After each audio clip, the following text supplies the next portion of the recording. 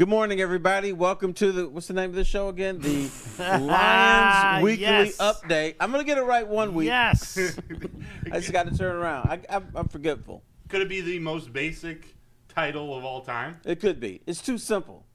I think it should be something like floating around with the Lions on a leisurely Sunday morning with pals having a good time. Weekly show. Right. Something ridiculous like that. I'm Terry Foster. Over here, the long-winded one, Sean Baligian. Welcome. What's up? Well, good morning to you. Good morning to you, too. You woke up and chose violence today. Right? And next to me is the eye drop king. Not today. Yeah, no eye drops today. What's going on? No, I feel good. I feel ready to go. I'm rested. I'm revived. The Lions took care of business. You guys both got Tigers gear on. I like what they're doing. Sure. We got a big Pistons game later. Must win. Must win. Must win. Because the question I got all weekend was, is the series over? No. I still have faith in them. No, but they lose today, it's done. I might have to. Now, fellas, I called you the long-winded one, and I'm about to be long-winded. I have a soliloquy on Brad Holmes. Brad Holmes, in this draft, basically, you do it, Broder, the double fingers to everybody. Yeah. He's like, fuck y'all. That's what he did. Because if you read mock drafts, everybody had every edge rusher on the face of the earth, except the one they actually picked. They didn't have him on any of them. So, first round, edge rusher. Second round, edge rusher. Third round, edge rusher. Brad Holmes is like, man, y'all don't know what's happening. And didn't he tell us all week, I'm not drafting the edge rusher? He told us. Right, he did. Because A, he doesn't believe in rookies. B, they can't help him this year. And C, he could always hide behind best player available. I'm just going to pick who, but we don't know if it's the best player available. In fact, I'm going to say he didn't pick the best players available. He picked the baddest, meanest, roughest motherfuckers he could find. He picked guards. He picked a big receiver. He picked Tyleik Williams from Ohio State. Now, Sean, you are a busybody. And I'm sure you talked a lot about the draft last week. I want you to tell me, how many times did you and your boys, or you and Neil Rule, or you and anybody else had a conversation about Tyleik Williams? About him in particular, none. Not one. I mean, I think his name maybe came up once or twice in a group of guys. Does that make sense? In a group of guys. It makes sense. But you didn't say, hey, there's a possibility the Lions get Tyleik Williams. No. How about you, Matthew? In the first round, 0. 0.0. His name floated around in the second round a little bit, at pick 60. I didn't expect it at 28. So, to answer your question, 0. My point is this. If somebody has a mock draft about the Detroit Lions, if it's in the newspaper, fold it up and throw it in the garbage. If it's on TV, turn it off. If you're in person talking to somebody about what the Lions are going to do in the draft, turn your back. Don't listen. Nobody knows what this man is going to do. And I think now he's got so much cachet because he's turned the Lions from an embarrassment to a contender. He's sort of almost like Steve Eisman. I can do whatever I want, and y'all just shut up. You know what's interesting? To your point, Terry, and you're absolutely right about Williams in particular, but the one thing that jumped out to me, and we talked about this a lot the last couple months, the man was going to go get trenches. And I don't know why people get so wrapped up in what order it should be. It has to be an edge in the first round. Does it? Does it really? Go get a defensive tackle. Go get an IOL. I thought they would get an IOL in the first round. I did. I thought they'd get an IOL in the first round. But Terry, to your point, this is where if you trust your scouting staff and your advanced scouting staff, all right, then roll.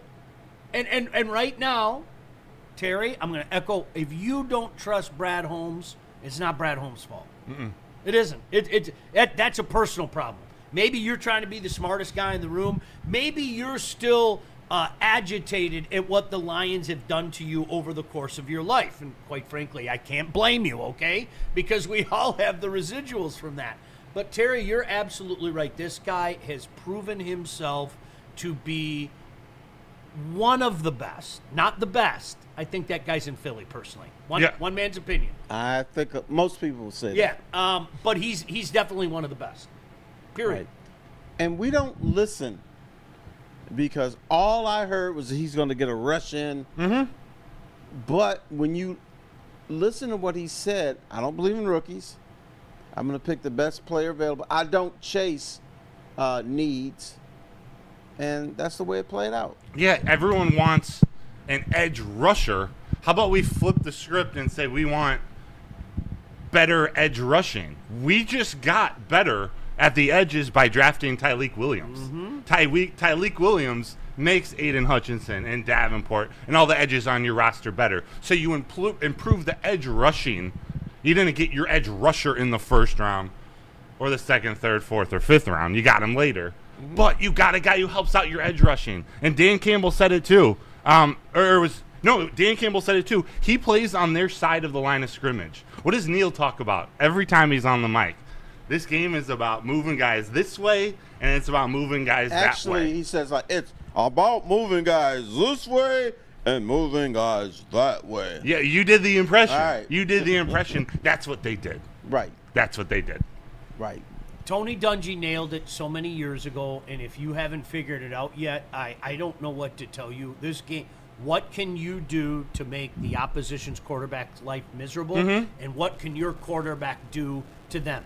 And it starts in the trenches. What more evidence do you need? Now, you know what? I do want to give one of our contemporaries, and I heard a rumor he might be with us this morning. Maybe he won't be. You know, there was a gentleman who mentioned, not only in the weeks leading up, but told Easy and I on Friday night, keep an eye on this young man from Boise State. That Scott Bischoff called that ahead of time. He said, I'm going to be intrigued to see where he goes and if the Lions are going to jump on him, right? So, but Terry, to your point, if you would have told people that the Lions would have drafted an edge rusher that late in the draft, oh, what's he thinking? Oh, my gosh, now he's the smartest guy in the room. Stop. What if you said Brad Holmes is going to draft an edge rusher from Egypt? Yeah. What would you have said? An Egyptian. Well, yeah, but listen, I'm not going to be the guy that gets in line to take shots at Brad Holmes. Ain't me, man. Me neither. Nope, ain't me. Sorry, Terry, you use the word. There's a credit line there. There's a cachet there right now with Brad Holmes that I think he has 1,000% earned the right to not have to answer to little things like that. He has, and there's no guarantee that this is going to work. You could say that about every single draft, but you understand what he's doing after he does it. It's like, what are you going with all those ingredients? What are you trying to? Oh, I see what you did. And that to me, that's masterclass. Mm-hmm. The dangerous thing is it Hussein or whatever? Ahmad Hassanein. Hassanein. AH. There's no real short. Or is it Ahmed? I don't know. We'll find out. We're gonna find out. He seems like a really cool kid. We'll find out. Right. Now I know why they drafted him, because he said to Dan Campbell, "I will kill for you." Mm-hmm. That's the Lions. Like, oh, we in. That's the type of energy he plays with too. Like he's got all the tools for coaches to work with. Like to me, this draft pick, it fits what they want to do, the players they want to bring in. It's also, you see Brad Holmes trusting in his coaching staff, saying this guy isn't going to be a huge contributor this year, but his tools and his football character, his motor. It's everything they want in a football player. Now it's up to Casey Rogers, Kelvin Shepard, and that coaching staff to bring it out of him. But they love this guy. They love the potential he could bring. The thing is, and this is why people might get a little upset, he's not really going to help you this year. Nope. He called him Gio Manu. He said it's another project. I think he's probably a little farther along than Gio Manu, but he's not going to help you a ton this year. That's hard for some people to grapple with. But that's what Brad Holmes has said about every draft pick. True. They're not going to help us a lot this year. I mean, Brian Branch did, and but for the most part, he's not counting on you. Right. This is for the future. Right. So, but with that said, Brad Holmes is not an idiot. No. He's got something up his sleeve. We still want an edge rusher for this team. I'd still say Zadarius Smith is coming back, or they're going to work something out with Cincinnati. Somebody is coming in here. The answer to the edge question for 2025 wasn't coming in the draft. Oh. And I mean, it just was. And I think we hit on this last week, Terry. He's like Bill Parcells. He's kind of old school in that regard. Bill Parcells hated rookies. Like really, legitimately hated. You had to be something special to get significant time as a rookie. And these are guys that are going to be part of the solution, but I don't think they're going to be the solution. Does that make sense? And I'm with you, T. I think let's see what's on the scrap heap.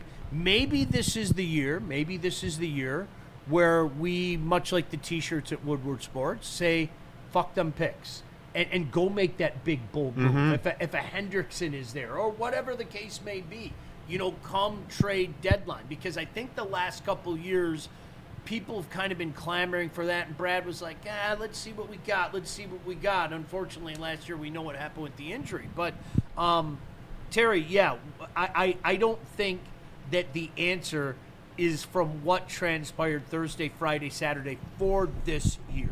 Correct. But for the future and for the future gravy train, Brad Holmes is basically telling us the most important thing for this team is to keep Jared Goff upright. The most important thing is to keep Jahmyr Gibbs and David Montgomery moving, slashing, and doing their thing. Because they got two guards, which is not sexy, but that's for the future. They had Muhammad this year, and can I say Sorsdale? Because I'm not impressed with him. He's done. He's done? He's gone. Yeah, I don't know if this is what we want to talk about, but to me, this draft signals bye-bye Colby Sorsdale. I think so. Yeah. And which I've been a proponent for years. You have. This is. But that's more important to them than attacking the opponent's quarterback. At least for now, until they bring back Zadarius Smith. Right. Until they bring Hendrickson in or somebody, a veteran in. I don't know about you guys, but I actually am starting to, and with these two guards, I do find the draft pick sexy. Tate Ratledge and Miles Frazier. Right. Like, that gets me going inside. Like that's sexy to me now. And you look at all of this draft, and you think about what Minnesota and Green Bay and Chicago is doing. And let me throw another team out there, the Eagles. You need to build your team to compete with those four teams. Minnesota and Green Bay rebuilt their offensive line. What do you answer with? A defensive tackle in the first round. Tells me about you. And it's not a bad thing. Okay. It's just what people are. You're the guy that will accept the date with the little homely girl with a good personality. Yeah. Yeah. If you think it's about long-term love, baby. If you think bringing in guards is sexy. It is. I want to be treated right. There's a level of trust and communication involved. Just because she's a little bit bigger doesn't mean that's not what's best for my future. You know who treats you real well? Who? Big girls. Big bone girls. Yeah. Treat you really nice. You know who don't? The hottest one at the bar. That's right. They got everyone else looking for them. Right. But you like the big girls. Will Johnson and Shedeur Sanders and Mike Green, those are the hot girls at the bar. There were a lot of dumb teams who made smart moves on draft day. I'm impressed with a lot of the organizations we historically think just make boneheaded moves. I thought Cleveland had an incredible draft 100%. weekend. Incredible draft weekend. Teams like that. I don't think it's an incredible draft weekend when you select two quarterbacks. Yeah, but they had a little extra to play with because they moved back 3 spots. They got the best defensive tackle in the draft, and they got another first-rounder next year. They need so much. They're still a joke, but I actually did some things right.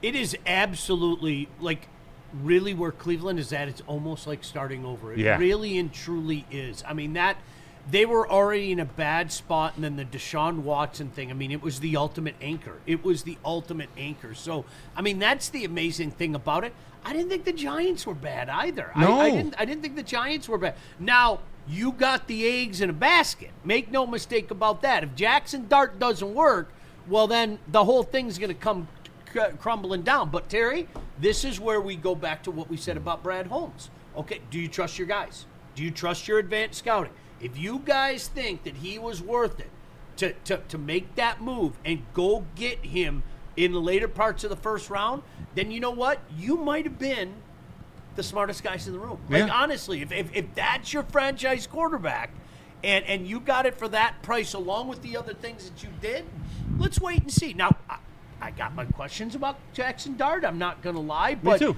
You have to be bold. You have to do things like that when you're in that position. You really do. And this whole thing, this whole thing with the Detroit Lions started with being bold and doing something that a lot of people said, "Whoa, I don't know about that," you know. So, and thus the man. You know what this trust. goes back to? This goes back to kneecaps and all that other stuff, because even though Brad Holmes said, "I'm picking the best athlete available," he didn't necessarily do that. He picked dudes that's going to kick your ass. Yeah, the best available on his list. Correct. On his, whatever the calculation needs versus best player available, he got the guys at the top of his list. Vincent E. in the chat says, Brad lost me at first but pulled me back in. I feel like a lot of people might be thinking like that too. When the draft finished, I was pretty neutral about it. I was like, I can't tell if I love it, if I hate it, if I'm just okay with it. Is it a B? Is it an A? I couldn't figure it out. I slept on it. I thought about it last night, and I can say I Dominic love it. I love what he did when you really look at it. But I think what people are going to be, what may have thrown people off, less about the players drafted, more about who was on the board when those players were picked. Because there were some big names that fell. Yeah. So it's like, all right, you passed on Enzarique, Mike Green, Will Johnson. There were some dudes, and he went and got his guy. Correct. Brad. But, you know, the dudes may not have been tough enough for him. May not have been tough enough for the Lions. Yeah. The Lions are building a team that, yes, they're talented. But once again, they're building a team where we're going to beat your ass on Sunday. Come on. Trenches, baby. Right. And then, you know, the other thing that I thought about when this whole draft was over, the fact that when Dan Campbell said in the season, well, you know, teams are going to be hunting for you. And what he said, oh, yeah, come on and get us. We're going to be right on the front porch waiting for you. Let's go. That's the type of draft that the Lions pulled off this year. Oh, you going to hunt for us? We're going to be right here waiting for you. You know, and it's funny, guys, because I think whether we want to admit it or not, we can talk so much about not wanting to do it. We are a reactionary society. Yeah. We have turned into reactionary individuals. And that's why the last few years of doing this, I caution people. Terry, I don't know if you know this. There's a day 2 of the draft. There is. And in day 2, you can get at least 2 more players. And sometimes you can get even more. Isn't that crazy? Wow. And then, but wait, there's more. It is. It's like those old commercials, those old infomercials. But if you act now, Terry Foster, you can get a 3rd day of the draft. All right. And you can get even more picks. And so I think, Broder, to your point, people have an issue being reactionary and wanting it right now. People have an issue with doing that what you said. And that's, all right, let's wait until it's done. Let's wait until it's done. Now let's look at the whole thing in its totality. I hope everybody out there can see what Brad did. They do, but can I defend those people? Yes. Because If you want. this is a franchise. I will. This is a franchise. If they didn't get it right in the first round, they weren't getting it right. Second round was always a disaster. Third round, they cut those dudes. Now Brad Holmes used the whole draft to bring in people who are going to contribute. Yeah. Even if it's just special teams the first couple years. They draft special teams players. They're not afraid of that. That Dan Jackson, Dominic Lovett. Dominic Lovett, possible Khalif Raymond replacement. Dan Jackson, depth at the safety position. One of the best special teams players in the draft. Oh, yeah, both these guys are from Georgia, as is Tate Ratledge. Georgia is the Alabama of this year's draft for Brad Holmes. Every pick, there was a reason for it. From Tyleik Williams to adding that depth to the defensive tackle position that's banged up. You got Reeder on the last year of his contract. Ali McNeil's out till the turkey's on the table. Like, there are question marks there. And I hate to throw it out there. Is Ali McNeil going to stay healthy for the remainder of his contract? You needed to address that. You needed to address the long-term solutions at the interior of the offensive line. Gray Zabel, Donovan Jackson, those guys weren't there in the first. You can't say, is Ali McNeil going to stay healthy? You need to say, is he going to get healthy? Is he going to get and stay healthy? Because I have in my notes, you have an electric interior of your defensive line for years. And I feel that way with Ali McNeil, Tyleik Williams, Mekhi Wingo. I like what they're doing. Ali McNeil has to stay healthy. He hasn't proven that yet. I love the player. He hasn't stayed healthy. He's a question mark. I want a disruptor. I want a nasty human being in the middle of the line. I do. And Terry, you and I lived through an era where I remember people like looking at Ndamukong Suh's numbers and going, what do people make a big deal about? And it was like, oh my gosh, who can't be that stupid? Really, that's what it was. And to the point where, if you remember, Jim Schwartz would come out and go, you guys, what this guy does, you're not going to see it in stats. Watch the tape. Watch how disruptive he is. Mm-hmm. Watch how he creates things for Cliff Averill. Watch how Cliff Averill is able to eat because of the double teams and sometimes triple teams that this guy commands. And I think that was one, and I forget who it was, but one of the national guys was talking about it, and he said, do you know what this does for Aiden Hutchinson? Because you know what? Now you don't got that guy that's going to chip Aiden anymore. He's not going to – he's going to have to be focused on what's happening in the interior line, and that's what's got me excited. So what he brings to the table might not manifest itself, especially in year one, might not manifest itself in the scoreboard or excuse me, the statistics, but I think it's what he does for the rest of the line, in particular those edges. Yeah, and sometimes – and I think, we always have to address the idiots out there. There's going to be a period in the season where you look at his stats and say, well, damn, he hasn't done anything. But then Aiden Hutchinson might have 9 sacks, and he can attribute 6 of those to Williams. So watch the game film. This guy is a disruptor. And I'm talking about Tyleik Williams, and I think it's a good pick. Yeah, we got young quarterbacks all over the NFC North. To have a run stuffer in there, another run stuffer in there to shut down your Aaron Jones, your Josh Jacobs, any attempt up the middle. What do we say all along with Jared Goff? What makes him so good? It's the play-action pass. It's the ability to have that run game and throw off of that. Now we got Caleb Williams, Jordan Love, and J.J. McCarthy, and a bunch of beasts coming at him up the middle. Aiden Hutchinson coming from the edge. I like that.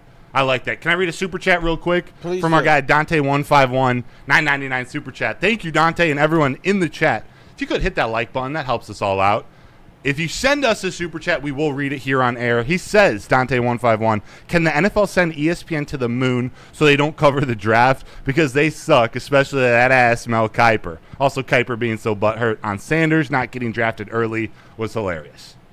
It was hilarious, but that was egregious. Shadir Sanders not being drafted. That was not a football decision. That was a Shadir Sanders makes too damn much noise.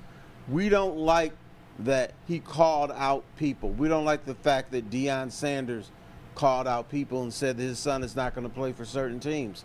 Isn't that what Eli Manning and his family did? He didn't drop a million spots. But to me, even the detractors, Shadir Sanders, said, well, he's not a first-round pick, but he's a second-round pick. When you go to the 5th round, to me, that's the ultimate punishment because he could have made way more money staying at Colorado or transferring somewhere else. at that point, you may as well not draft him and let him become unrestricted free agent. That was a message. Make no mistake about it. That was a message. And, Yes. and, Terry, you know who I thought of? It's funny that you mentioned Eli. I thought of his dad. I thought of Dion. You know, people don't remember. Terry and I lived this. Dion looked at the Detroit Lions and don't waste your time with me. I ain't coming. I ain't going to Detroit. Okay. Right, and he said, I'm going to ask for so much money, you're going to have to put me on layaway. Right. And here's it. But you know what the difference is? Dion's talent was unquestioned. And there are questions about Shedeur. Yeah. Not to the point of I think any other quarterback would have been taken at least in the second round. Especially you see first rounds. How many times have we sat back? We probably talked about it last week and said, just accept the fact there are going to be guys going in the first round that you didn't see. I always go, patient zero for me was Christian Ponder. When Christian Ponder went 14th overall or whatever, I was like, we have a problem here because that guy's shit. I mean, he ain't good and everything. So that's why, Terry, as we went into the second round, it wasn't even the end of day 2 on Friday where you were like, all right, there's a message being sent to this kid. There's a message. You know who my Christian Ponder is this year? Who's that? Milroe from Alabama. I don't think he's going to be able to play in the NFL. I don't get it. Sorry, I don't. They took him in the 3rd round. He's a Hendon Hooker type chance. You guys watched him, right? It's totally potential. He's got the tools and the intangibles. He just didn't do it in college at Alabama. That's exactly it. But if you didn't do it, it means you don't have those tools. You can't. Something is missing. Because if you have all the tools, and it's just I just didn't do it, that means you kind of suck, bro. You're probably right. You are right. That's why I didn't go in the first. No one took that late first round chance on him. Picked him before Shedeur? Yeah.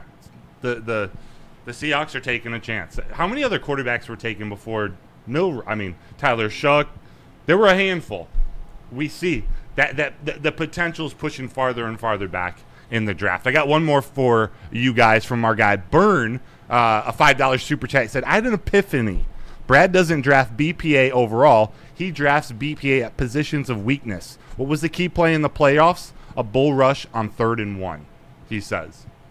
Hey, we don't talk enough about, and I love the player, and I thought he had a fine year for the Lions. DJ Reader didn't play well against Washington in the playoffs, and that threw everything off. That Jack Campbell didn't have a good game behind him. There were a lot of people who didn't show up in that game, Jared Goff included. DJ Reader didn't play very well in that game, and that affected a lot. No, they need a player like here's that. Here's the dirty little secret about the Detroit Lions. When you ask people, well, what happened, they'll say, well, everybody was able to pass against them, which is true. But something else happened. First 10, 11 games of the season, you couldn't run against the Detroit Lions. Yep. Whenever you hand it off, okay, 1 yard here, a couple yards here, people started to gash them. So I think Brad Holmes looked at that and said, no, that's not happening again. We're going to try to fortify that line so you guys can look at the rush. I'm looking at the run game. Yep. We're going to shut that down. Yep. So that's why Williams was selected early. So he's more afraid of teams running against them than passing against them. No, and that to me, this is the next level for the Lions. Is you have to be able. Okay, let's just accept the fact that you're going to stop the run. We have to get more pressure on the quarterback, and it has to come from more than just one source. And I'm telling you, I think Aiden's going to eat this year, man. I really do. I think Aiden's going to eat. I think they know exactly what they want on that line. I'm Terry, what happened last year with the injuries, there's no possible way that can happen 2 years in a row. It won't. That is a freak of nature. I understand. Yes, knock on wood anyway, right? I'm with you. I feel you. But that was once in a lifetime. I mean, that's Haley's Comet coming every 74 fucking year, freaking years or something. You know, I mean, really, that's what it is. You know, so. With that being said, you have even a modicum of health. I think we're going to go back to talking about how dominant this defensive line is. Correct. Now, the one thing we always say is next man up. Yep. You can't use injuries as an excuse. But when it's this freakish, you can. You had the guys who were working at KFC, Burger King, street walking, and all of a sudden they're playing for the Detroit Lions on Sunday. Now, this is not going to happen. How can you have 22 dudes injured on defense when you only have 11 defensive players? It was flukish. There was a good defense on the IR. Like a complete Right. defense that would have been probably top 20 in the NFL on IR. Whether we want to admit it or not, I think as the season progressed, I mean, the Bills game aside, okay, that was something different. But even that Minnesota game, you found yourself watching this going, okay, how are we doing? What are we doing? And maybe, just maybe, we have enough, right? You allowed that to come in. The common sense in you knew, okay, Minnesota's living a charmed life right now, okay? Good, not that good, all right? And little did we know it would happen a couple weeks later against Washington, and we would get exposed. But no, that's fluke is the best way to say it, Terry. Correct. It was just fluky. And I think the sad thing is when people look at the Lions season, they're not going to think about the 15 wins. They're not going to think about how dominant this team was throughout the season. They're only going to think about Buffalo and the Commanders. Yep. And they said there's something really flawed with this team. And that's not necessarily the case. Throw in the Eagles, too. They got to stop the tush push at some point, so put a big booty right there in the middle. Isn't that funny? You have a year where you go 15-2, and we're sitting back talking about that damn Washington game, that damn Buffalo game. We've become spoiled fans right in front of our own eyes, and I'm not blaming one person because you know what? That is the next step is getting to the Super Bowl. It is. And anything short of that reminds a lot of us of what happened in the early 90s. Yeah. All right, that first year we made this incredible run. We go 12-4. We win the division. We knock off the Dallas Cowboys. We're really the team of the 90s. That's okay. We lost to Washington. That's a really good team. You know why, Terry? Because we're going to be back next year, and we're going to be back the year after that. And then they win 5 games the next year? Yeah, they went 5-11. Yeah. Jim Harbaugh beat us game 1, last play of the game. That son of a biscuit eater. Yeah, son of a biscuit eater. But no, really, but this is where, you know what? This is where I'll bring up again what Dan Campbell said after that Frisco loss, and nobody wanted to hear it. Guys, it's not that easy. Terry, it's not. Hey, ask Josh Allen and the Buffalo Bills. Ask Lamar Jackson and the Baltimore Ravens. Yeah, true that. Right? All these teams that they've had for so many years, and they can't find a way to get in. It's not that easy. And, boy, people got mad at Dan when he said that, but I think, 2 years later, not quite 2 years later, but I think you can sit back and say we learned that lesson last year, and let's graduate. Let's take that next step. Yeah, nothing's guaranteed. The other thing I am wondering, I'm just thinking out of the box. Yeah. How enthused is Brad Holmes about this draft? You know what I haven't seen, and maybe I missed it? I haven't seen the hype video with Dan Campbell going, woo! Ah! Smacking people upside. Has that come out? It hasn't. I haven't seen. No, have you seen it? I haven't seen them. Kool-Aid sees everything. Have you seen that? Did they have the crazy hype videos? You were saying, run that back real quick because I was clipping, but you guys got me cracking up. Like there haven't been any war room videos of Dan Campbell and Brad Holmes pounding the table. We haven't seen that, have we? No. Little what's the Aggie football shirt? That's Brad Holmes' jersey from when he played. Was it North Carolina A&T? Yeah. I'm not confusing that with Drumline. Are we talking the same school? North Carolina A&T played there.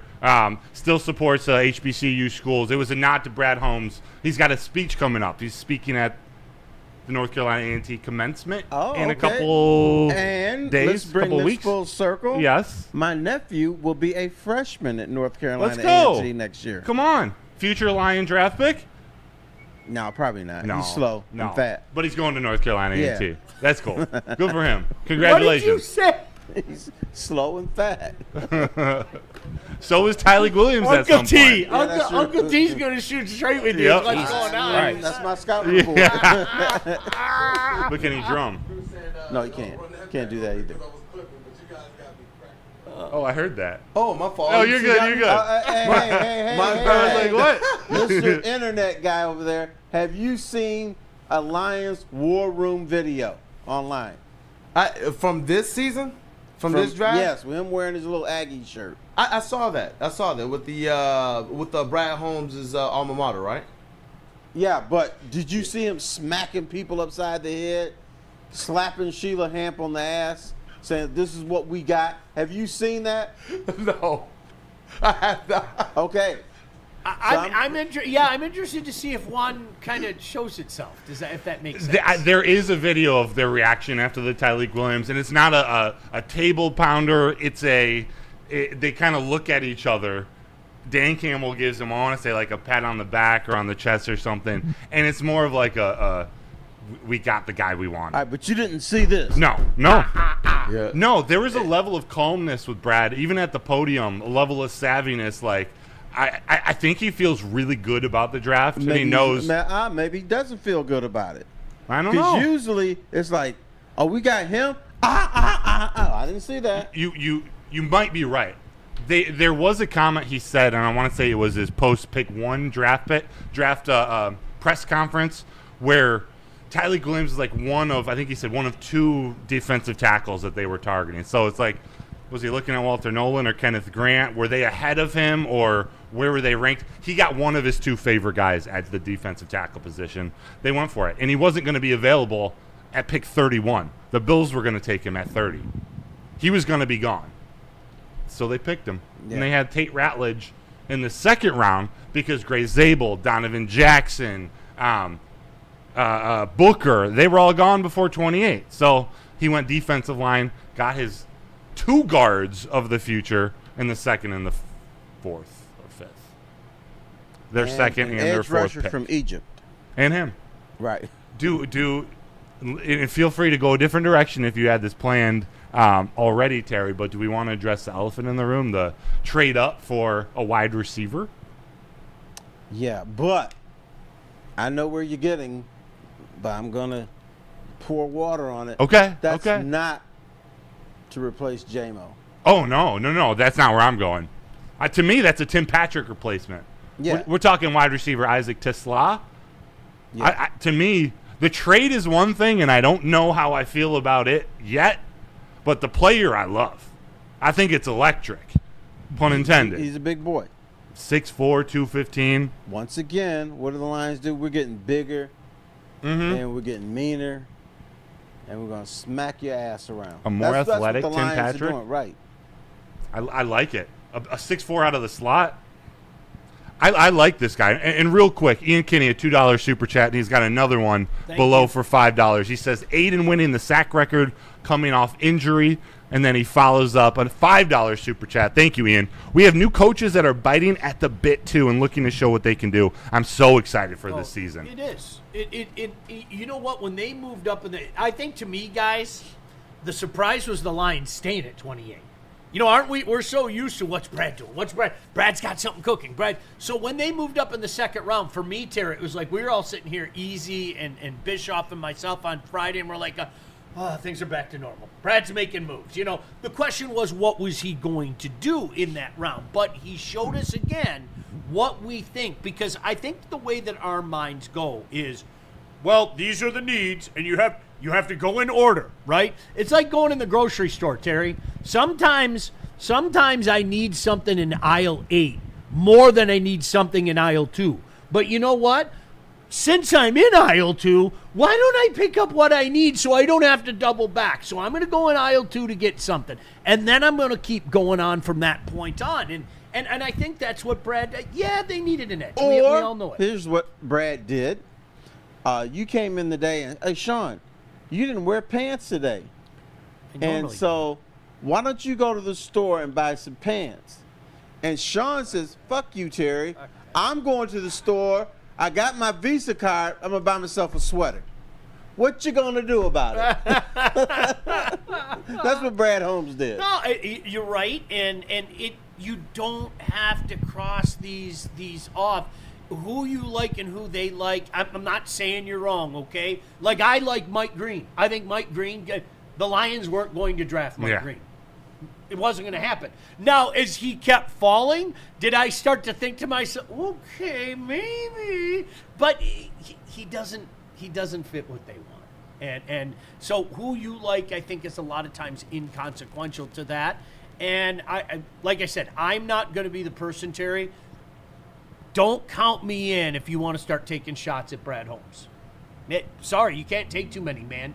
If you want to, we'll have that conversation later in the year. What did you do? I watched other teams at trade deadline make the big, bold move. That's something that's missing from the resume. All right, let's make that big, bold move that punches it into the sky that you watch other teams do. But right now, that ain't me, man. I ain't getting in line to question that dude. No way, don't no we how. do this every year as a community? What did Brad do in his damn draft? What's wrong with him? Guy's an idiot. I can't. And then 3 months later, we're like, that Brad is playing chess where everybody else is playing checkers. What's up? Yeah. It's why you cook your brisket low and slow versus turning the heat up too fast. Yep. You get a better product. Yep. If you're patient, you wait. Let it marinate. Let these it picks marinate, marinate. and then you inject it too. Yes. There's nothing wrong with that. I got God, Cajun butter. that offensive line, like thinking about the future of that, we're good now. That offensive line is built now for the future. And I like those. Those dudes are nasty. Both Frazier or Tate Ratledge, they could start. They might start day one. Graham Glasgow, and they're versatile, including Graham Glasgow. They can all play center too. They know what they're doing. Hank Fraley's going to cross-train them, as Brad Holmes says. This guy over here. Yeah. He's still excited about the fat chick. Yeah. With the great personality. Yeah, you know what? She communicates. She tells me what she's doing. You're thrilled, aren't you? Yeah. I'm so that mullet. Do you see the video of Tate Ratledge after he was drafted?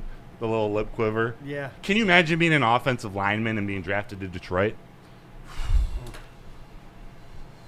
One landing spot I would love. You know, they changed the address for the Allen Park facility. Did they? 222 Mullet Drive now. Yeah, and it's So, nasty. But you know what? It's cool that you say that, Broder, because all of a sudden Detroit does have a reputation. Yeah. And it's not the reputation that we grew up with, right? Great point. That they do. There's a reputation. Tough guys. Mm-hmm. How many times during the draft did you hear somebody say, one of the talking heads are reading a newspaper, that's a Dan Campbell guy. Yeah. That's a Dan Campbell guy. Ooh, that's a fit. Things like that. You never heard things like that Never. before. There wasn't an identity with this team. Let's be honest. There was not an identity with this team. There is a clear identity. There is a clear culture. And you know what? Those kind of guys, they are going to get amped to come here. I want to go play there. Mm-hmm. So I will kill for this guy. That's awesome. That's Isn't why that he was awesome? drafted. I like him. I like his energy. And Brad Holmes, he said that's the edge rusher out of Egypt, out of Boise State. He's the type of kid who, if he could, he'd sleep at the locker room. He'd sleep at the facility all day long. Those are the type of guys they want. Tyleik seems the same. We know Ratledge and Frazier are the same. TeSlaa's a Michigan kid.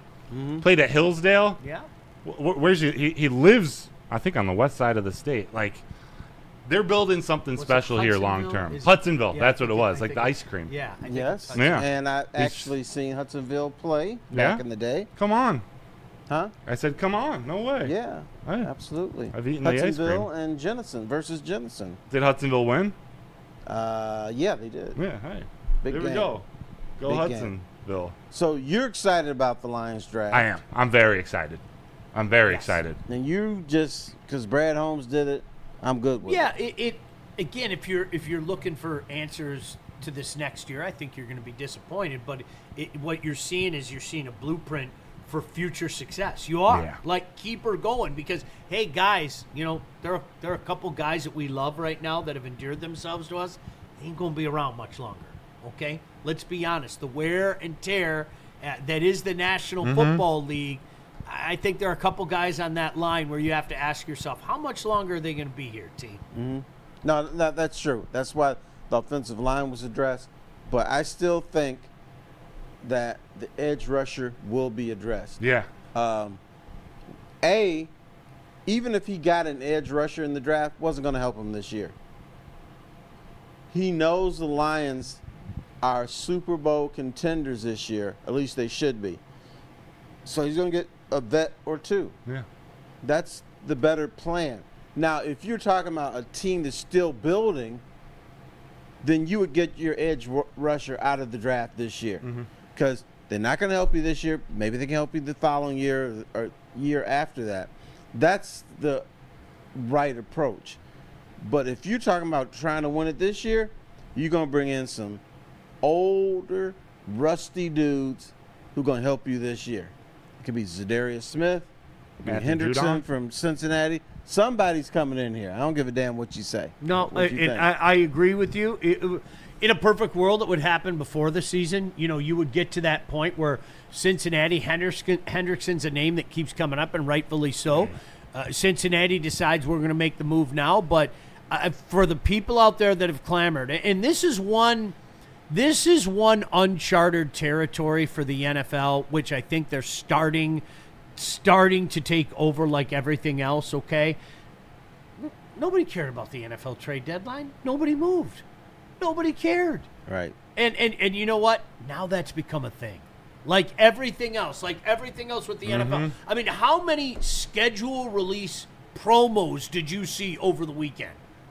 Schedule release? Wait, you're going to a made-for-television show to announce the release of the NFL schedule. And you know what I'll be doing May 14th? That's right. Oh, and by the way, the Lions' Thanksgiving Day game could be changed from 12:30 to 1. Now, I don't know what the point of that is, but why half an hour? And what do you do with the parade then? All systems continue moving forward. What happens to the turkey trot? I don't know. Is it a half hour later? What do we want to do? I don't know why they did it. I don't know why they picked 12:30 in the first place. Whatever. I use that though, Terry. Like the whole development of Thanksgiving. I use that as a perfect example of what I call the NFL wins. Because I'm not going to lie to you, when they announced that third game, I lost my shit. I did. What the hell are you doing? This is and like in old man voice, Terry. This is the way it's been, and this is the way it's always supposed to be. And then you know what happened? There I was, every single year. And I'm gonna tell you right now, I love the third game. I sort of like it too, but here's my old man voice for the third game. That Thanksgiving food is flowing through me. I'm out. That's usually I usually catch maybe the second half. Yeah. The first half, I'm done. I'm in the second half is usually when Jerry Jones and the Cowboys are being like decimated on national. All right, well I'm gonna watch this for a few minutes, but I've seen this show before. You know, the trip the fan jumps in and everything. But no, I love the third game. Boy, 1 o'clock would be weird, Terry. I don't. What could somebody give me the reasoning for that? I looked for the reason. I didn't find it. He just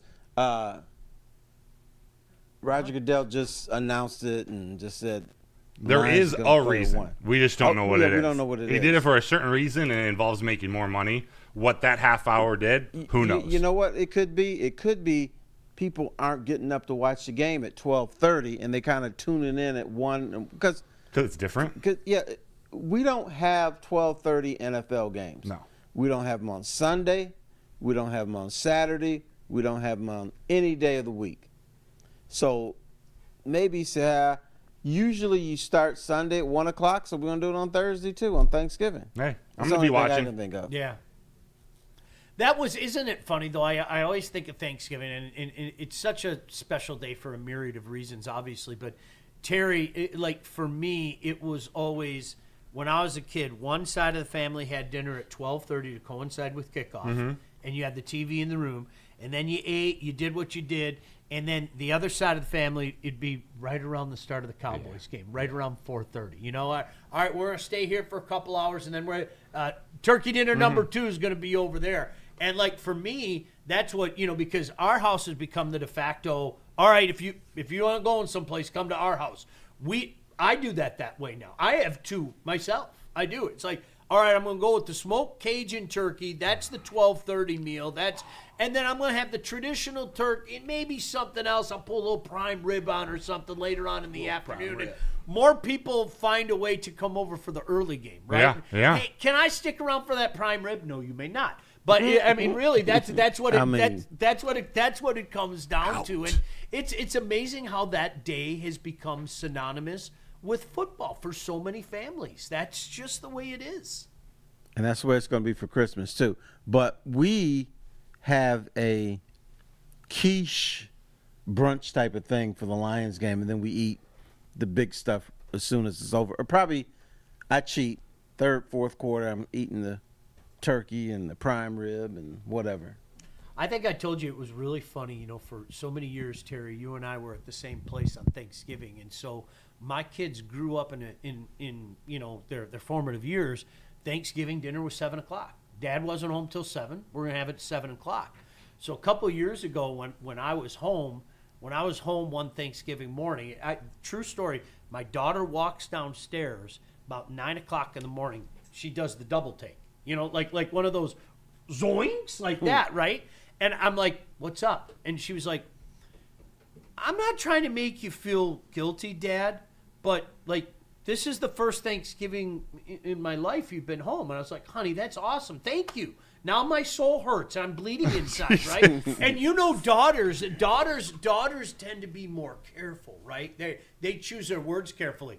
Half hour later, my son comes traipsing downstairs and he's like, well, this is fucked up. What are you doing here? Right? I mean, and that's the your daughter sits back going, I don't want to hurt Daddy's feelings. And my son's like, whatever, what are you doing here? I'm not used to that. No, don't get me wrong. I'm glad you're here. But, because that was – so, Terry, I'll be honest with you. I'd much rather spend the day at home with the family. That's a rediscovery of mine as I've gotten older. Yeah, that's a great thing on Thanksgiving. I hated going to Lions games on Thanksgiving.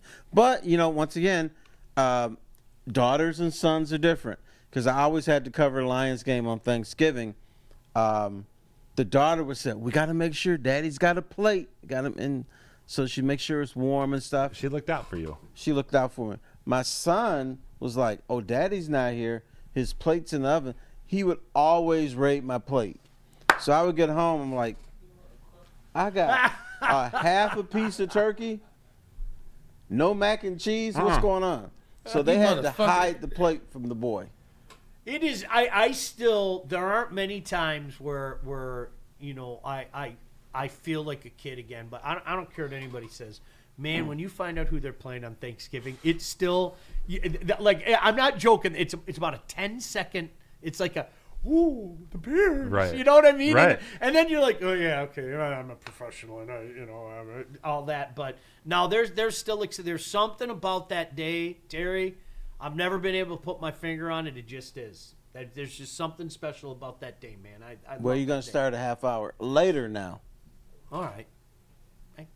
If that's okay with you. Yeah, I don't know what to think about it. My initial reaction is pissed. What are you screwing with it for? But then I ask myself, well, it's a half hour. Yeah. Yeah, I'm not even pissed. I'm saying, what's the point? Yeah, it's more like that. What are you doing this for? And the reasoning is, but yeah, it's uniformity, because I think that you play on Sunday at 1, so the first game on Thursday should be 1. That's the only thing I can think of. There's a money reason behind it. I don't know what it is yet. I'm just learning of this, but there's money involved. They'll figure it out and tell us. Yeah. But getting back, coming full circle. I mean, that's what the NFL made the conscious decision.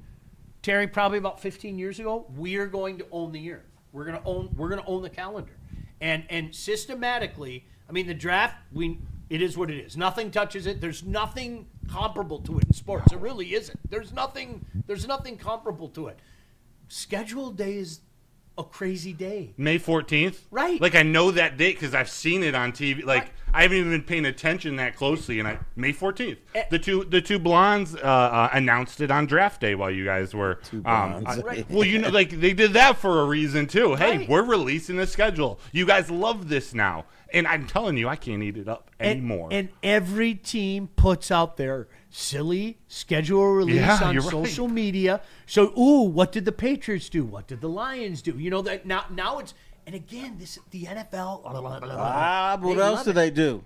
the teams leak a couple games before the release. Oh, yeah. So we get all excited. Always. It's all planned. It's all Who are they going to be? Who are they going to play first? What's going to be the first game of the year?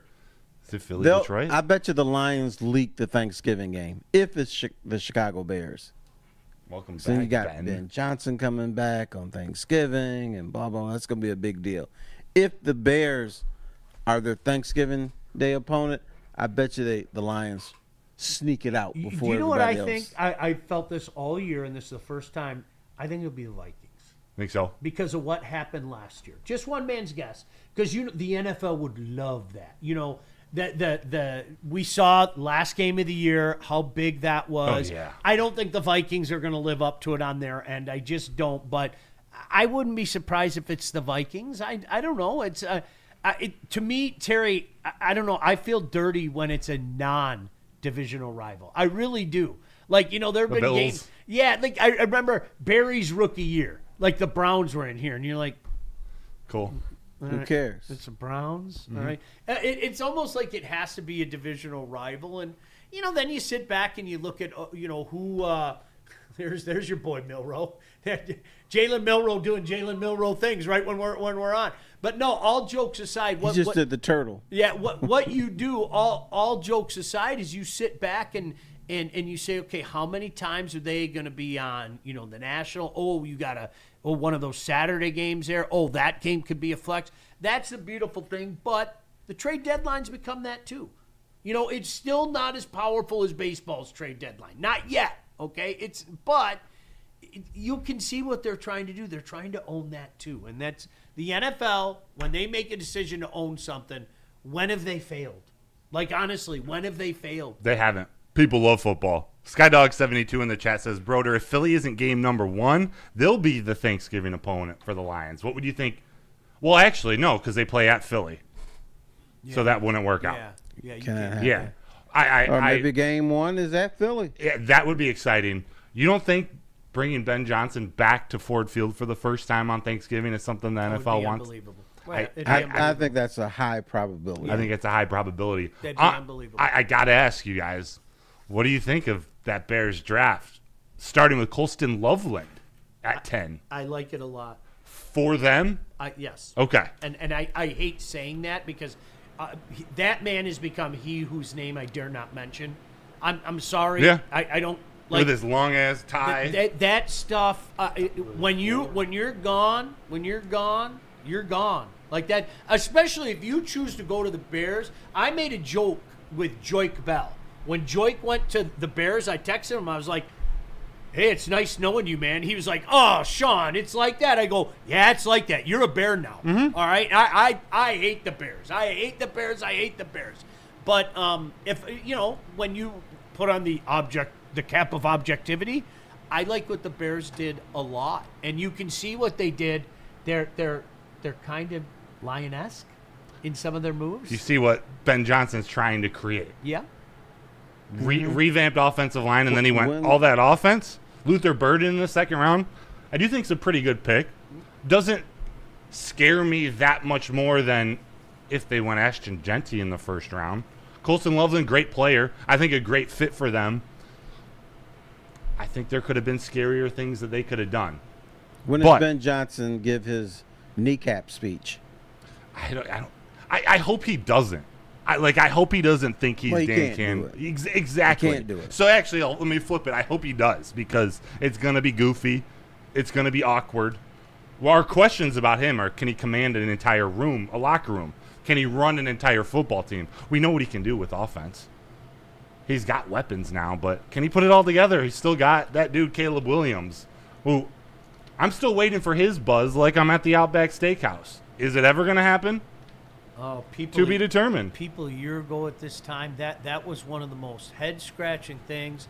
Number 1, he's a rookie. Number 2, he's Caleb Williams. Number 3, that line's going to get him killed. And I didn't understand it. But, Terry, this comes back to, while we're talking about how the NFL wins, a made-for-television thing is that damn television show. It is. It's made for television. You tell people every year, don't put too much into Hard Knocks. But then, you know what people do? Man, I don't know. The Jets look pretty good. True. I don't know. This Bears team might Yeah. be. And it's like, they're doing this to you on purpose. Like, knock it off. But we'll see. I think the Bears just became intriguing. I even started liking the Bears after watching Hard Knocks. So these dudes are pretty good dudes. It faked me out a little bit too. Yeah. I was like, oh, DJ Moore seems like such a good guy, and Ryan Poles like, pulling him out of practice to tell him about his contract extension, and they seem like they're such a good team now. And then, 8 weeks later, DJ Moore is already talking about being on vacation, and, it's the same old story with the Chicago Bears. They live in the Windy City, and they blow. That's my same old story with the Bears. Yep. Always and forever. Yeah. I just... Sorry, everybody's got their team. Mm-hmm. The Bears are my team. I hate them. That's always. They tortured me when I was a kid. I'll never forget it. And just so you know, I don't know if Mike G's in the chat, but Colston Loveland dead to me. He's dead to me. Yeah, we had that conversation. Go blue. Yeah, sorry. But you get drafted to the Bears. He's now enemy number one. It's not his fault. No, I know. And when he comes back to Ann Arbor and he's celebrated and anything Michigan related, love the guy. I'm not going to root for his success now. Just like I'm not going to root for J.J. McCarthy's success now. They're the enemy. We're Lions people. We're in Lions country. You play for the Bears, the Vikings, or the Packers. Sorry. Enemy number one. Kenneth Grant down in Miami. Have a good career. I'm rooting for you. See, I'm with you. It's not the same. Look at the two coaches that left, right? Mm-hmm. One of them went to the New York Jets. Best of luck. Yeah, How good often job. am I going to see you? Mm-hmm. By the way, don't tell anybody. You're with the Jets, dude. You're fucked. Yeah. Right? I mean, that's what.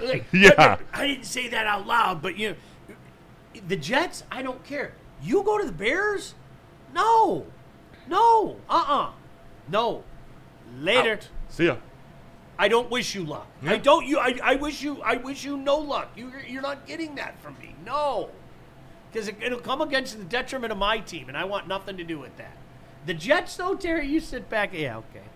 Have a great cute. time with the Jets, man. They're cute. And good luck.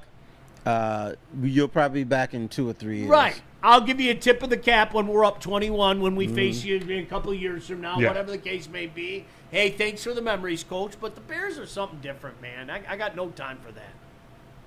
Yeah, but the Bears are so messed up that Ben Johnson could end up with the Lions again.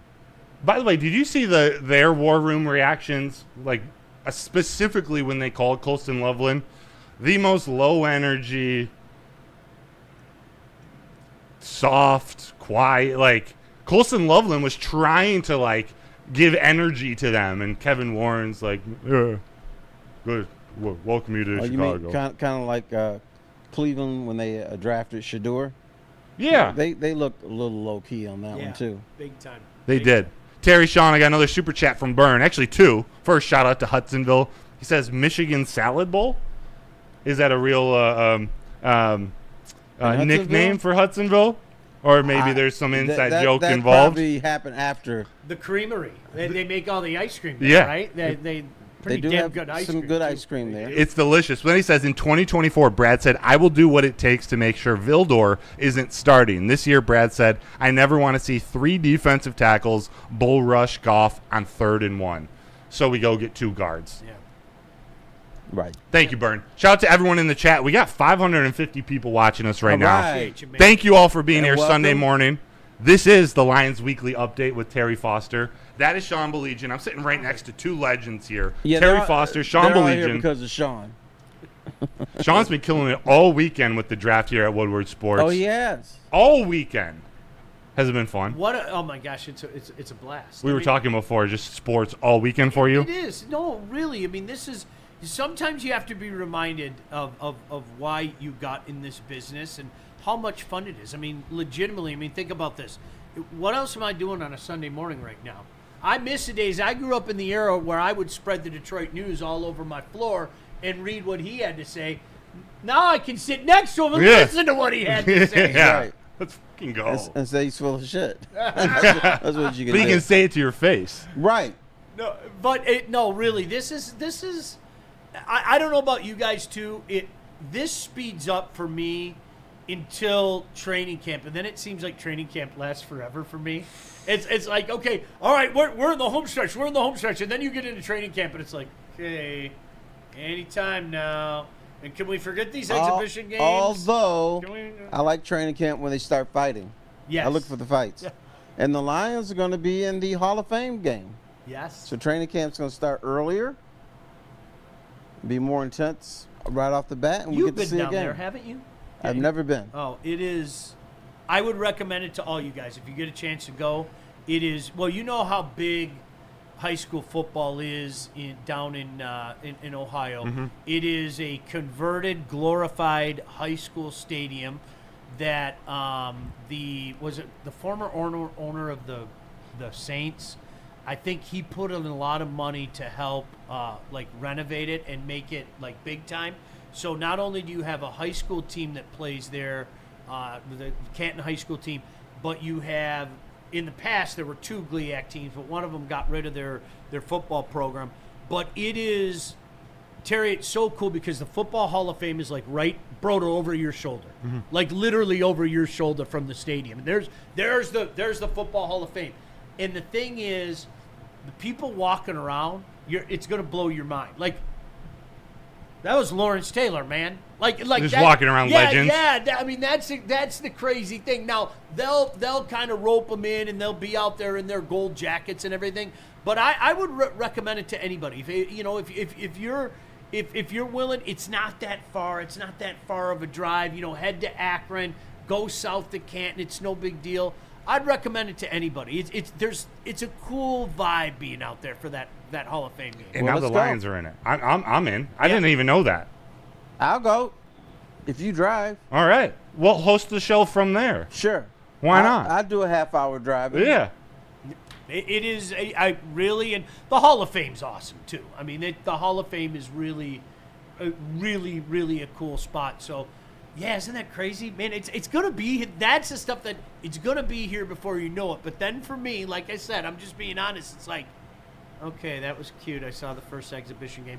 Can we speed up the next 4 weeks? Can we do that? And that last month is always the most difficult one for me. Well, they're going to speed it up when they go to an 18-game schedule. No question. That's definitely going to happen. And by the way, I've only been to one Pro Sports Hall of Fame, Which one? The hockey? hockey in Toronto. Yeah. It's phenomenal. Yep. It is incredible. It really is. It's phenomenal.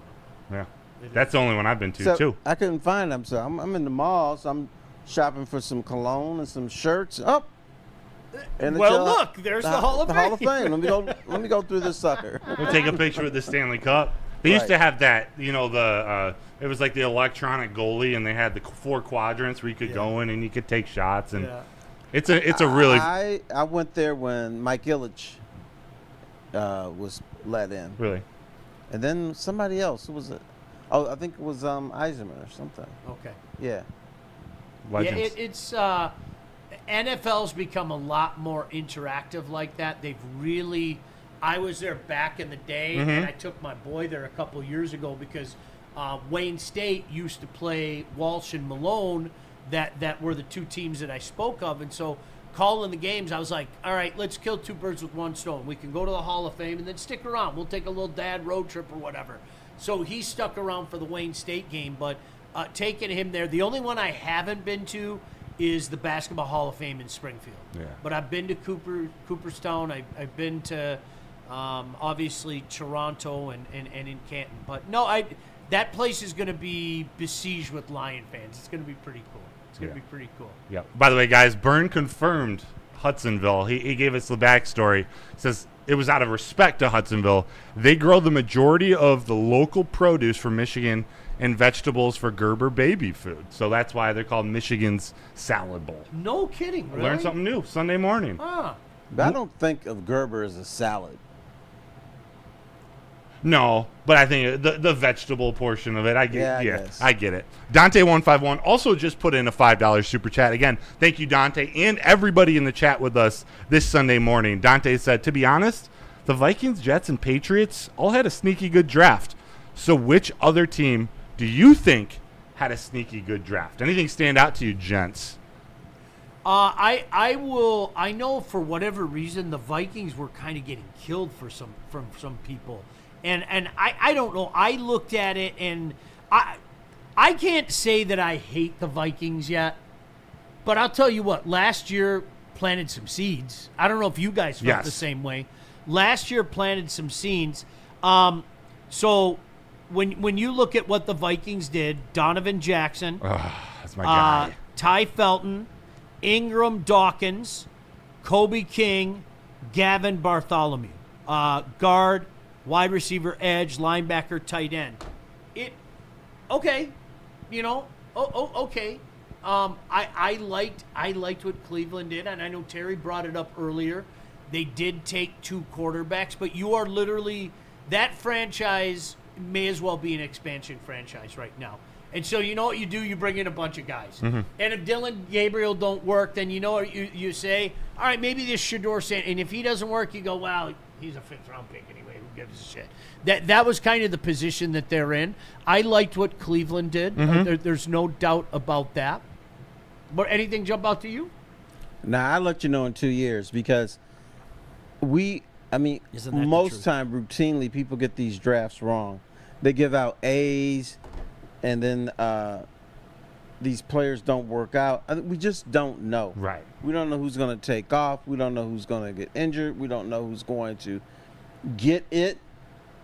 So I think it's stupid, well, maybe not stupid, but futile to try to say who had a good draft at this point. Agree. I hate to admit it. I like the Dallas Cowboys draft. Like, go Tyler Booker, Yeah. Donovan Ezerique, Yeah. Siobhan Revel, He did a good job. Jaden Yeah. Blue. Yeah. Especially maybe for the Cowboys. Like, considering that they're the Cowboys, I think they did well. I'll take a screwdriver to what you and Terry just said about the draft, though. I think it's one thing to look at a draft and go, oh, I see what you did. When you assign the grades, that's the futile part to Right. me. Like, I can go, okay, I see what you're – but we're going to have to wait and see if your best laid plans work. Yes. But when Matt Millen, I'm not joking. You can find this stuff online. Go look at Matt Millen's draft grades. I just slobbering all over themselves, right? Oh my gosh! Right? The sausages Yeah, coming everywhere. look at no. I'm serious. Look at his draft grades. People were clamoring. Yeah. National people were clamoring over every one of those drafts. You know why? can find this stuff online. Because they liked him. He was their buddy. They were hoping. You got it. You It got had it. nothing to do with the draft. It was like, oh, Matt's a good guy. That's why the Lions hired him. They didn't hire Matt Millen to win championships. They didn't hire Matt Millen to get better. They hired Matt Millen because he's a good guy. Yeah. That's why. And it didn't work out. You go look up those drafts. So I did it a few years ago. One draft was an A+. The worst one I think was a B+. And you look at the utter lack of value that they got from every one of those drafts. It was frightening. It was frightening. So I'm with you, T.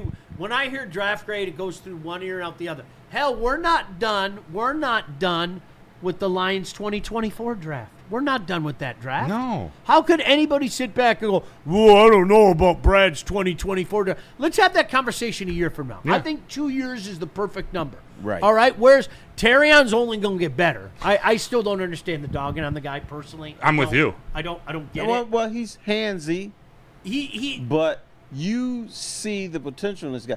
At least he's close to receivers. Yeah, he's in the area to Right. to be penalized. How many years have we watched Lions you- DBs? no, They're no, no, nowhere no. near the wide receiver because they blow. Yeah, you see dudes like 10 yards away. Yeah. Like, He's Nope. there. He's just a rookie. right, no pass interference. 'Cause Yeah. I don't even know where this guy is. Mm-hmm. And this is with no defensive line either. Remember, we talk about all our needs on the defensive line. We need pass rush, pass rush, pass rush. We didn't have it, and he's still all over the receiver. He just needs to work on his technique. But he's got everything else there. What's the problem with Terrion I Arnold? don't get it. He said, "Hey, Sorry, folks, sorry, folks, Deshaun. I got a little message. Terry Arnold is going to be really, really good." Really good. We still don't know how good Ennis Rakestraw is going to be either. Right. But And they're high on Terrion's him, going to be too. great. We hear about Quinyon Mitchell and Cooper DeJean. They have the benefit of that insane Phillies defensive line. And they are good players. I'm not dogging on them as players. I'm not even comparing them to Terrion. But we need to take a step back and look at how good Terrion Arnold actually is. Did he have an incredible year? No. He had a good year for a rookie cornerback. And he's only going to get better. Imagine with Aiden Hutchinson back. He's going to be good. And Zadarius Smith. Yeah, I do think they're signing Zadarius Smith, maybe Matthew Judon. Who knows? Their edge rushing room is not complete yet. Not at all. but I like what's brewing. Bring Z back. Bring him back. Bring Z back. Yeah. And again, I'm not saying he's a stud. He fits nicely. I think he's got the right vibe. Yes. And these things are interchangeable, man. You collect them like you collect cornerbacks, right? So, but bring them in. I think it's a good fit. I do. Yeah, and Brad Holmes likes to bargain shop. They're waiting for that price to go down. Mm-hmm. So they keep, they check in on them every month or so. What are you thinking now? Yeah. Okay, it's still too high. And they come back, well, that's a little better, but that's still too high. When he comes up with a price that they like, they're going to sign him. Yeah. They're waiting for the draft to see if they had an edge rusher that they were targeting. That who went before 28? I don't know. The edge rushers, they all fell in this draft anyway. The Mike Greens in the second round. How we ended up with the Ravens, that kind of makes you think a little bit. Should they have tried to figure out how to go get him? Who knows? But all those edge rushers, they fell, so he went defensive tackle, his top guy, and then traded up a few spots for his top guard with Booker and Gray Zabel and Donovan Jackson off the board. So he was very meticulous with what he wanted. A lot of Lions fans are upset with how he acquired them or with what players were on the board when he selected a 6'4" wide receiver from Arkansas. But that doesn't mean they weren't good picks for this Lions team in a year, in 2, in 3 years. And that's what you have to look at. Are they good picks for 2 years down the road? I think so. This is why I laugh when I hear people say, and I understand it sometimes it's people trying to be different guy, and you have it all the time.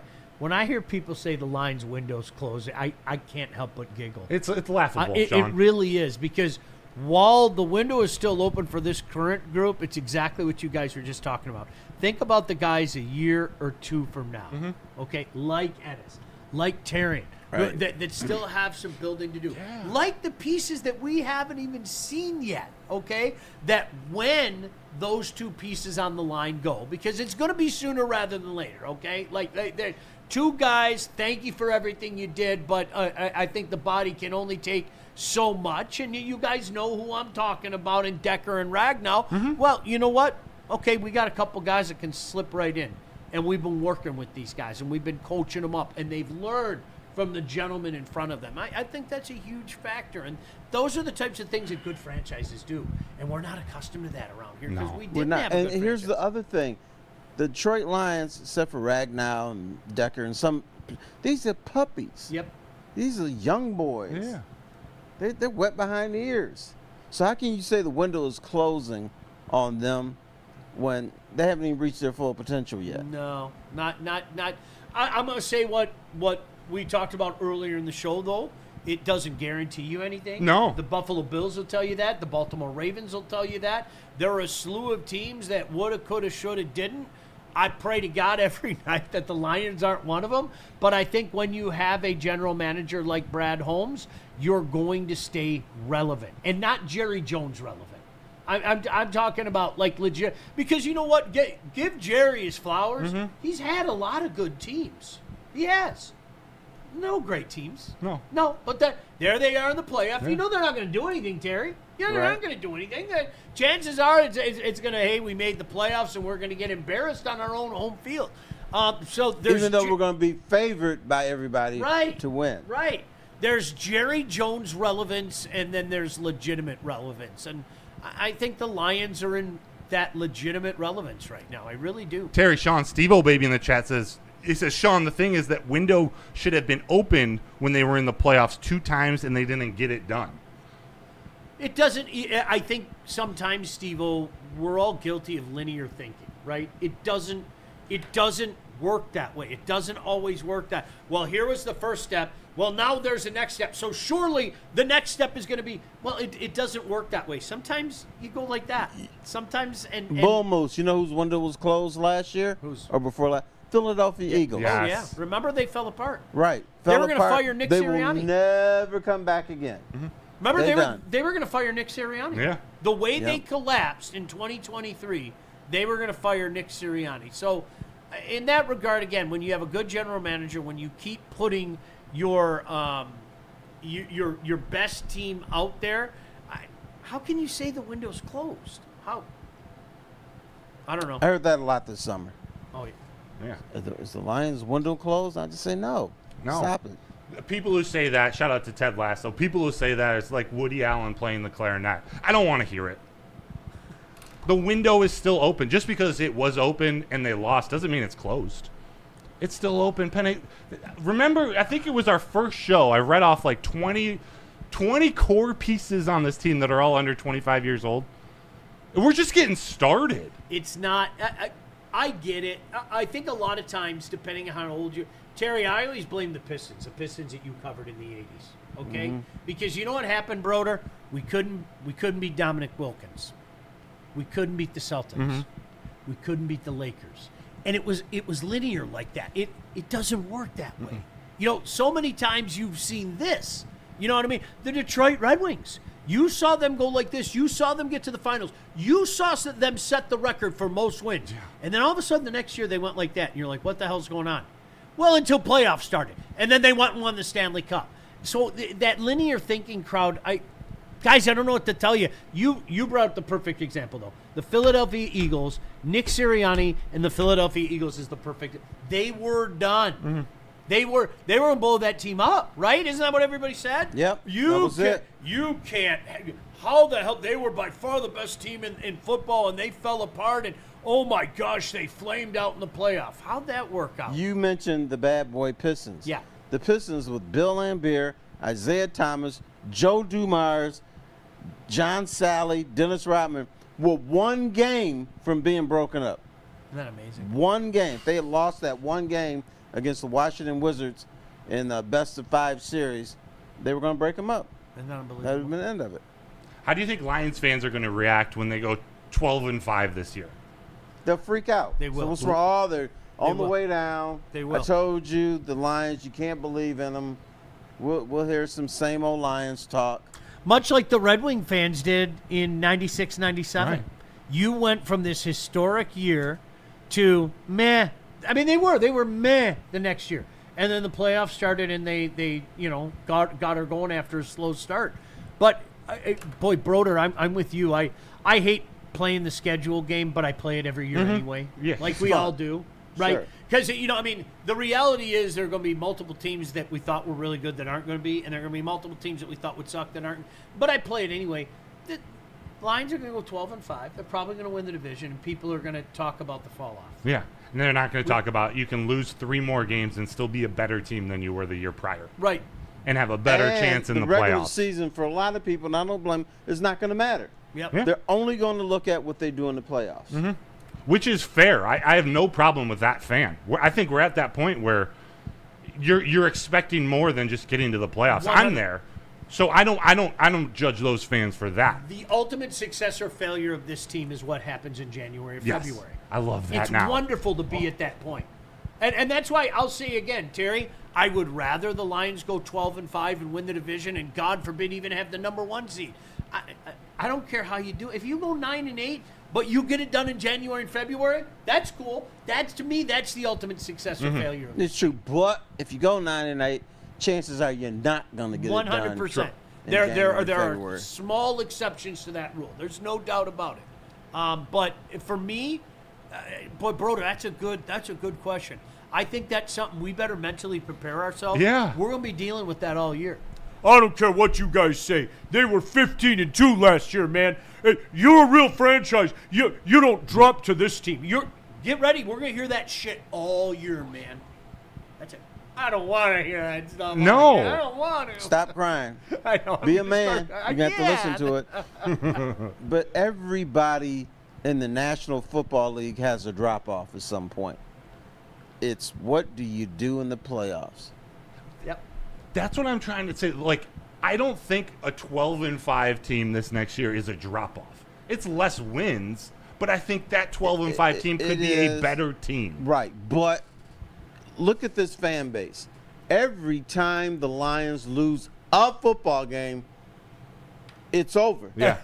Jared Goff, he's not our quarterback. Tampa Right. game last year. I Yeah. still think back to that. And people losing their shit over that Tampa game. I don't like the way it happened, but Come on, man. That's just the way it is. It's how many times have we heard the windows closed for the Chiefs? Every year almost. What's wrong with the Chiefs? That offense isn't dangerous, and then something happens. It's like the flip of the switch, right?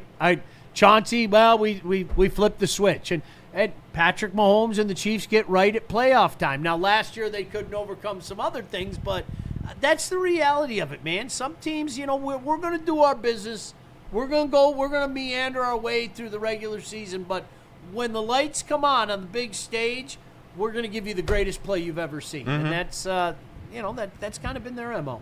That's true, and I think this year's draft, even though it's not sexy, is another stepping stone for them to be good in the future and for the window to not be closed. Yeah. Right. This is a team that's hanging its hat on play action, hanging its hat on keeping Jared Goff upright, hanging its hat on continuing a great running game with Jahmyr Gibbs and David Montgomery. That's what they're positioned themselves for, to be very good 2-3 years down the road. Yeah. That's what this is all about. Yeah. And it's weird that they still got good players this year. Right. We still have, and they're still puppies. Yes, we still have Ragnow, Sewell, and Decker. Now coming up, we got Mahogany and Frazier and Ratledge. He's going to make moves to improve this team this year too. Yeah. He is. The draft was not that. That's not how he operates. You're going to see that. It's going to be scrap heap. It's going to be before the season. It's going to be Z. It's going to be the trade deadline. I really think this year he's going to be more active at the trade deadline. Now, it depends what the prices are. This is a man that, as you pointed out, Terry, he doesn't like to overpay. But I have a feeling when push comes to shove, I have a feeling he's going to be active at trade deadline. He is. And once again, we got to listen to what the man says. The draft is for the future. What he does for a particular season is going to happen in free agency and via trades. So now comes the tricky part for him. What is he doing for the 2025 team? That's going to happen in the next few weeks. That's exactly it. Guys, I think we've seen enough now where you can sit back and say the draft isn't so much. This isn't a man. He's from the Bill Parcells school. You know what? You're going to help me one day, but today is not that day. No. Today is not that day. And it's going to be fun because this is cool, Terry. How many times have we gone into seasons going, I wonder if we're pretty good? Well, we know we're good, okay? How good can we be? Can we take that proverbial next step? Yeah. I got 2 quick comments on after the draft. There were 10 undrafted free agents signed. I'll let Terry break it down in your own way. But one, wide receiver Jackson Meeks out of Syracuse. There's something unique about this kid. He is the nephew of Zadarius Smith. Weird. Yeah.